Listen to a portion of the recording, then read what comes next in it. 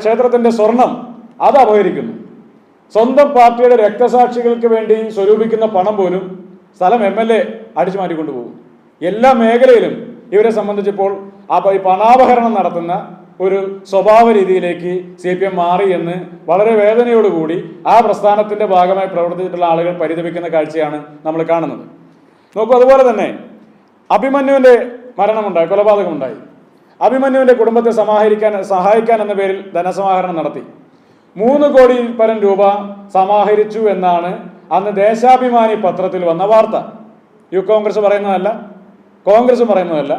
ദേശാഭിമാനി പത്രത്തിൽ ഉത്തരവാദിത്തപ്പെട്ട CPMന്റെ പാർട്ടി പത്രത്തിൽ വന്ന വാർത്തയാണ് 3 കോടി രൂപയിൽ താഴെ 3 കോടിയോളം രൂപ സമാഹരിച്ചു എന്നുള്ളതിനെ സംബന്ധിച്ച്. എന്നാൽ അദ്ദേഹത്തിന്റെ കുടുംബത്തിന് നൽകിയത് എത്രയാണ്? 25-30 ലക്ഷം വില വരുന്ന ഒരു വീട് വെച്ചു കൊടുത്തു. മറ്റ് ചില കാര്യങ്ങളുമായി ബന്ധപ്പെട്ട് 1 കോടിയിൽ താഴെ രൂപ മാത്രമാണ് അദ്ദേഹത്തിന്റെ കുടുംബത്തിന് നൽകിയത്. ബാക്കി 2 കോടി രൂപ അവരെന്തിനു വേണ്ടിയിട്ടാണ് ഉപയോഗിച്ചത്? അപ്പൊ ഇതെല്ലാം ഓരോ രക്തസാക്ഷിത്വങ്ങൾ ഉണ്ടാകുന്ന സമയത്ത് പാർട്ടിയുടെ കേഡർമാരായ പ്രവർത്തകർ ഉപയോഗിച്ച് പൊതുജനങ്ങളിൽ നിന്നാണ് പിരിച്ചെടുക്കുന്നത്. ഒരു പർപ്പസ് പറഞ്ഞിട്ടാണ് പിരിച്ചെടുക്കുന്നത്. ആ പിരിച്ചെടുക്കുന്ന പണം അതിനുവേണ്ടി ഉപയോഗിക്കുന്നില്ല എന്ന് മാത്രമല്ല, അത് വകമാറ്റി ഉപയോഗിക്കുക. അപ്പോൾ ഈ രക്തസാക്ഷിത്വങ്ങളുടെ പേരിൽ പിരിച്ചെടുക്കുന്ന പണം ഉപയോഗിച്ചിട്ടാണോ പാർട്ടിക്ക് വേണ്ടി കൊലപാതക കേസുകളിൽ പ്രതികളായിട്ടുള്ള TP ചന്ദ്രശേഖരൻ വധക്കേസ് ഉൾപ്പെടെയുള്ള കേസുകളിൽ പ്രതികളായിട്ടുള്ള കൊടിസുനിയും കിർമാണി മനോജും അടക്കമുള്ള ക്രിമിനലുകളെ ഈ പാർട്ടി തീറ്റിപ്പോറ്റുന്നു എന്നുള്ള ചോദ്യം കൂടെ അവശേഷിക്കുക. രക്തസാക്ഷികളുടെ പേരിൽ പണം പിരിക്കുക, ആ പണം ഉപയോഗിച്ച് പാർട്ടിക്ക് വേണ്ടി കൊലപാതക കേസുകളിൽ പ്രതികളായിട്ടുള്ള ക്രിമിനലുകളെ സംരക്ഷിക്കുക എന്നുള്ളതാണ് നമ്മൾ മനസ്സിലാക്കിക്കൊണ്ടിരിക്കുന്നത്. വലിയ വയലൻസിനാണ് ഇന്നലെ പയ്യന്നൂരിൽ ഇവർ നേതൃത്വം കൊടുത്തത്. സത്യത്തിൽ ഒരു CPMന്റെ ജില്ലാ കമ്മിറ്റി അംഗമായി പ്രവർത്തിച്ചിരുന്ന ഒരാൾ ഈ അഴിമതിയും ഈ കൊള്ളയും കണ്ടെത്തിയ ഒരാളെന്ന നിലയ്ക്ക് അയാൾ പാർട്ടി കമ്മീഷനുകൾക്ക് മുമ്പാകെ പറഞ്ഞിട്ടും അതിന് പരിഹാരമുണ്ടാകാതെ വരുമ്പോൾ പൊതുജന സമക്ഷം വന്ന് ഇത്തരമൊരു കാര്യം പറയുമ്പോൾ യഥാർത്ഥത്തിൽ മൂല്യബോധം ശോഷിച്ചു പോയിട്ടില്ലാത്ത കമ്മ്യൂണിസ്റ്റ് അണികളുടെ ഭാഗത്തു നിന്നുണ്ടാകേണ്ടത് മധുസൂദനെതിരെയുള്ള പ്രതികരണമായിരുന്നു.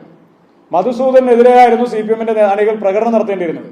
അവിടേക്കാണ് ഇവർ ആക്രോശിച്ചുകൊണ്ട് പോകേണ്ടിയിരുന്നത്. എന്നാൽ നമ്മൾ ഇന്നലെ കാണുന്നത് എന്താ? രക്തസാക്ഷിയുടെ പണം അപഹരിച്ചു എന്ന് പറയുന്ന MLAക്ക് വേണ്ടി, ആ MLAക്ക് വേണ്ടി മറ്റു രാഷ്ട്രീയ പാർട്ടികളെ ആക്രമിക്കാൻ വേണ്ടി ഭ്രാന്ത് പിടിച്ചതുപോലെ DYFIയുടെയും CPMന്റെയും അണികൾ ഇറങ്ങിത്തിരിക്കുന്ന കാഴ്ചയാണ് നമ്മൾ കണ്ടത്. അപ്പൊ ഈ അണികളുടെ രാഷ്ട്രീയ ബോധം എവിടെയാണ്? ഇവരുടെ സഹപ്രവർത്തകരോടുള്ള കരുതൽ എവിടെയാണ്? കൂട്ടത്തിൽ പ്രവർത്തിച്ചിരുന്ന ഒരുത്തൻ RSSകാരാൽ കൊല ചെയ്യപ്പെട്ടു, അതിമൃഗീയമായ രീതിയിൽ കൊല ചെയ്യപ്പെട്ടു. അതിനേക്കാൾ മൃഗീയമായ ഒരു കാര്യമല്ലേ അവന്റെ പേരിൽ പണം പിരിച്ച് ആ പണം അപഹരിച്ചു എന്ന് പറഞ്ഞാൽ? RSS നടത്തിയ ക്രൂരതയേക്കാൾ വലിയ ക്രൂരതയല്ലേ മധുസൂദനൻ ആ കുടുംബത്തോട് ചെയ്തത്? അതിനെതിരെയല്ലേ DYFI പ്രതികരിക്കേണ്ടത്, CPM പ്രതികരിക്കേണ്ടത്? അതുണ്ടാകുന്നില്ല എന്ന് മാത്രമല്ല, പാർട്ടിക്ക് വേണ്ടി പിടഞ്ഞു വീണ് മരിച്ചവന്റെ ചോരപ്പണം അപഹരിച്ചവന് വേണ്ടി മുദ്രാവാക്യം വിളിക്കുന്ന ഒരു സംഘമായി DYFI ഇന്നലെ മാറി. കണ്ണൂർ ജില്ല എന്ന് പറയുന്നത് CPMനെ സംബന്ധിച്ച് ഏറ്റവും പ്രധാനപ്പെട്ട ജില്ലകളിലൊന്നാണ്. കേരളത്തിന്റെ മുഖ്യമന്ത്രി, CPMന്റെ പാർട്ടി സെക്രട്ടറി, CPMന്റെ സെക്രട്ടേറിയറ്റ് മെമ്പർമാരായിട്ടുള്ള പോളിറ്റ് ബ്യൂറോ മെമ്പർമാരടക്കമുള്ള ആളുകളൊക്കെ ഒരു വലിയ നിര തന്നെ നിൽക്കുന്ന, പാർട്ടി ഗ്രാമങ്ങൾ നിലനിൽക്കുന്ന ഒരു ജില്ല. ആ ജില്ലക്കകത്ത് ജില്ലാ കമ്മിറ്റി അംഗമായിട്ടുള്ള കുഞ്ഞികൃഷ്ണനെ പോലെ ഒരാൾ ഇത്തരത്തിലൊരു വെളിപ്പെടുത്തൽ നടത്തുമ്പോൾ ആ പാർട്ടിയുടെ എല്ലാ രൗദ്ര സ്വഭാവങ്ങളും കണ്ടിട്ടുള്ള ഒരാളെന്ന നിലയ്ക്ക് എന്നിട്ടും അദ്ദേഹം ഇത്തരത്തിലുള്ള വെളിപ്പെടുത്തൽ പയ്യന്നൂർ പോലെ ഒരു സ്ഥലത്തെ സംബന്ധിച്ച് നടത്താൻ തയ്യാറാകുന്നുണ്ടെങ്കിൽ അതിൽ പുറകിൽ എത്രത്തോളം സത്യമുണ്ട് എന്നും എത്രത്തോളം അയാൾ ആ വിഷയങ്ങൾ മനസ്സിനകത്ത് കൊണ്ടു നടക്കുമ്പോൾ വിമിഷ്ടപ്പെട്ടിട്ടുണ്ടെന്നുള്ള കാര്യത്തെ സംബന്ധിച്ച് നമ്മൾ മനസ്സിലാക്കണം. ലോകത്തെവിടെയായാലും ഏത് സമയത്തും 24 വാർത്തകളും ഓഗ്മെന്റഡ് റിയാലിറ്റി പാക്കേജുകളും എക്സ്പ്ലെയിനറുകളും വിശദമായി കാണാൻ ഞങ്ങളുടെ YouTube ചാനൽ നിങ്ങൾക്ക് സബ്സ്ക്രൈബ് ചെയ്യാം.